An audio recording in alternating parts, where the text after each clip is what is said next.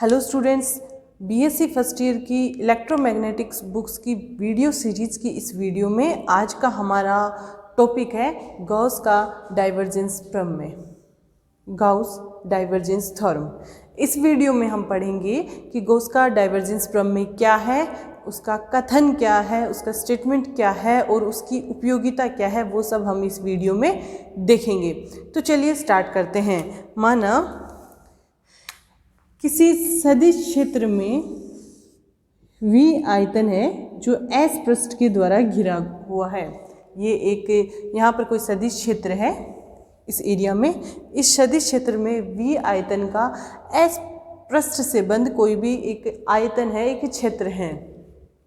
तो इस क्षेत्र को हम अगर षटफलक अल्पांशों से मिलकर के बना हुआ माने, हमने क्या माना है, इसको षटफलक अल्पांशों से मिलकर के बना हुआ माना है, जिसका आयतन dV है और क्षेत्रफल dA है। तो इस V आयतन को हम ऐसे छोटे छोटे अनंत षटफलक अल्पांशों से मिलकर के बना हुआ मान सकते हैं। तो अगर हम इस एक जो हमारा पूरा पृष्ठ है उससे निर्गत फ्लक्स निकालना चाहें तो इस पृष्ठ से निर्गत फ्लक्स होगा सरफेस इंटीग्रल। अगर हमारा सदिश क्षेत्र ए वेक्टर है तो A vector dot D A vector का क्लोज इंटीग्रेशन होगा सरफेस पे। तो ये होगा इस V आयतन के पृष्ठ से निर्गत कुल फ्लक्स। और अगर हम बात करें इस अल्पांश से निर्गत फ्लक्स की, तो मान ले कि ये कोई आयवा षटफलक है, तो इससे निर्गत फ्लक्स हो जाएगा क्लोज इंटीग्रेशन एस ए। यहाँ अगर हम हमारे सदिश क्षेत्र को देखें तो माना इस क्षेत्र में dV आयतन में सदिश क्षेत्र AI है, तो ये हो जाएगा AI vector dot DAI vector. तो हमने क्या किया है, इस संपूर्ण पृष्ठ को छोटे छोटे अल्पांशों से विभाजित माना है।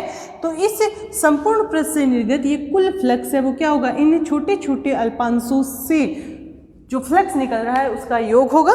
तो हम लिख सकते हैं close integration of A vector dot D A vector, ये पृष्ठ समाकल है किसके इक्वल होगा, ये जो हमने छोटे छोटे अल्पांश माने हैं जिससे निर्गत फ्लक्स है A I vector dot D A I vector का क्लोज इंटीग्रल, इनका क्या होगा, सबका समेशन होगा। क्योंकि यहाँ पर क्या है, बहुत सारे ऐसे पृष्ठ हैं, षटफलक पृष्ठ है जहाँ पर DAI बहुत छोटा सा है। हमने बहुत ही कम आयतन वाला अल्पांश यहाँ पर लिया है, तो इसको हम ऐसे लिख सकते हैं। अब अगर हम बात करें डाइवर्जेंस की, तो इस षटफलक के लिए डाइवर्जेंस ऑफ ए वेक्टर क्या होगा, अगर इसको बहुत सारे षटफलकों से मिलकर बना हुआ माना है, तो हमने पिछले वीडियोस में देखा था डाइवर्जेंस ऑफ ए वेक्टर होता है लिमिट dV, या जो भी आप इसे डेल V लिख सकते हैं, del V tense to 0 1/dV। यहाँ पर देखिए क्या था, close integration of AI vector dot DAI vector. ये था डाइवर्जेंस ऑफ A, किसके लिए, इस छोटे से अल्पांश आयतन के लिए था। अब देखिए यहाँ से अगर हम close integration AI vector dot DAI vector निकालना चाहें तो हमारे पास dV इधर आ जाएगा, तो ये क्या हो जाएगा, dV डाइवर्जेंस ऑफ A, और डाइवर्जेंस को लिखते हैं डेल डॉट A से, डेल डॉट A वेक्टर से लिख सकते हैं।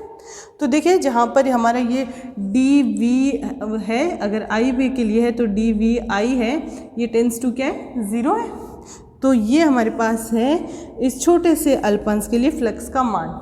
इसकी वैल्यू हम यहाँ रख देंगे इक्वेशन नंबर, अगर इसको 1 बोलें तो इक्वेशन नंबर 2 से close integration AI vector dot DAI vector का मान हम इक्वेशन 1 में पुट करेंगे, तो ये हमारे पास हो जाएगा sum over summation close integration A vector dot DAI vector है D del dot A vector into DVI है। अगर I वे अल्पांश के लिए छोटा सा अगर V पूरा वॉल्यूम था, उसमें से हमने यहाँ पर आयतन dV ही लिया है, तो इसे dV लिख देंगे। क्लियर है। तो यहाँ से हमारे पास आ गया close integration surface integral of A vector dot D A vector की वैल्यू आ गई। अब देखिए यहाँ पर ये डी वी क्या है, टेंस टू 0 है, अर्थात ये जो हमारा डी वी है ये बहुत ही छोटा सा आयतन है और ऐसे ही बहुत सारे छोटे छोटे आयतनों से मिलकर के ये संपूर्ण एस पृष्ठ बना है वी आयतन वाला। तो हम इस समेशन को किस में चेंज कर सकते हैं, इंटीग्रल में। तो यहाँ पर ये हो जाएगा पूरे वॉल्यूम के लिए समेशन है, तो पूरे वॉल्यूम को अगर हम इन छोटे छोटे अल्पांशों से मिलकर बना हुआ माने तो ये इनका एक सतत वितरण हो जाएगा। तो इसको समेशन को हम किस में कन्वर्ट कर देंगे, इंटीग्रेशन में। वॉल्यूम इंटीग्रेशन हो जाएगा del dot A vector into D V. यहाँ से ये क्या है, close surface integral A vector dot D A I vector. तो यहाँ से वी आयतन एस पृष्ठ से गुजरने वाला कुल फ्लक्स है वो किसके इक्वल हो जाएगा, वहाँ पर सदिश क्षेत्र के डाइवर्जेंस के आयतन समाकल के इक्वल हो जाएगा। तो यही इसकी डेफिनेशन हो जाएगी। इसकी डेफिनेशन को हम यहीं से लिखते हैं। देखिए ये क्या है, ये सदिश क्षेत्र है, इसका किसी क्लोज सरफेस में बंद पृष्ठ पर लिया गया पृष्ठ समाकल। तो इसे लिखेंगे किसी सदिश क्षेत्र का, ये जो सदिश क्षेत्र है इसका बंद पृष्ठ पर, बंद क्लोज इंटीग्रल पर लिया गया पृष्ठ समाकल किसके इक्वल है, उसके मतलब इस सदिश के डाइवर्जेंस डेल डॉट ए के आयतन समाकल के बराबर होता है। तो इसके ये क्या होगा, आयतन समाकल के बराबर होगा। तो यहाँ से close integration of surface A vector dot D A vector हो जाएगा volume integral of divergence of A into D we.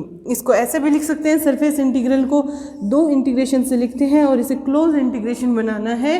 A vector dot D A vector is equals to volume integral को 3 इंटीग्रेशन से लिखेंगे del dot A vector dot D V. तो यहाँ पे लिखने की ज़रूरत नहीं पड़ेगी, ये वॉल्यूम इंटीग्रल है, सरफेस इंटीग्रल है, क्योंकि 2 इंटीग्रल लगा के क्लोज किया है। तो ये क्लोज बंद पृष्ठ समाकल हो गया और ये हो गया आयतन समाकल। तो किसी भी सदिश क्षेत्र का बंद पृष्ठ के अनुदिश पृष्ठ समाकल उस सदिश क्षेत्र के डाइवर्जेंस के वॉल्यूम समाकल आयतन समाकल के बराबर होता है। तो ये कहलाती है गॉस की डाइवर्जेंस प्रमेय। अब देखते हैं इसकी उपयोगिता क्या है, इसके यूजेस क्या हैं। तो उपयोगिता में देखिए, इसकी उपयोगिता ये है कि किसी भी सदिश के पृष्ठ समाकल को आयतन समाकल में कन्वर्ट कर सकते हैं और आयतन समाकल को किस में कन्वर्ट कर सकते हैं, पृष्ठ समाकल में कन्वर्ट कर सकते हैं। अपनी कन्वीनियंस के हिसाब से जहां हमें आयतन समाकल की ज़रूरत पड़ेगी, अगर हमारे पास पृष्ठ समाकल है तो इस थ्योरम से हम उसे आयतन में कन्वर्ट कर देंगे। आयतन समाकल है तो अपनी कन्वीनियंस के हिसाब से उसे पृष्ठ समाकल में कन्वर्ट कर देंगे। जिस हिसाब से हमें ज़रूरत होती है उसी हिसाब से हम इनको कन्वर्ट कर लेंगे।